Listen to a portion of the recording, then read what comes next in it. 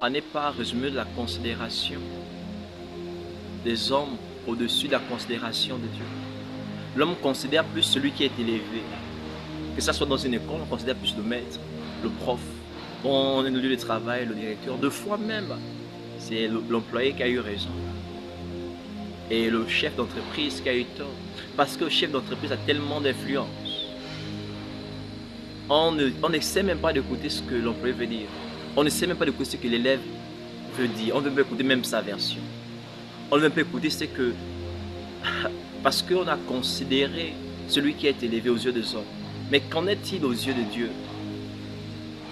Assurément, tu as accusé, que ce soit à l'école, que ce soit au travail, à tort, alors même que tu as raison. Mais laisse Dieu être ta considération. Parce que Dieu nous sait, un jour nous rendrons compte, qui que tu sois élève, que tu sois travailleur, que tu sois chef d'entreprise. N'oublions pas, Jésus-Christ connaît tout ce que nous faisons. Que nous soyons noirs, blancs, riches, pauvres. Un jour nous rendrons compte à Jésus-Christ. Et que notre considération soit fondée sur ce que Dieu décide. Et non sur les considérations des hommes. Parce que même si l'élève avait raison et qu'on a accusé à tort, même si l'employé avait raison qu'on a accusé à tort, mais il y a le juste juge qui sait tout ce que nous faisons. Alors que nous sommes sur la terre, nous sommes en mission, pas en compétition.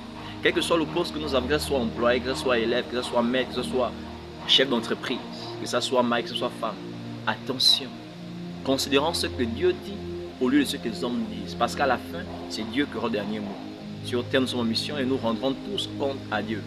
Alors que nous sommes vivants, répandons-nous davantage et considérons notre prochain en fonction de ce que Dieu dit. Car à la fin, nous rendrons compte à Dieu.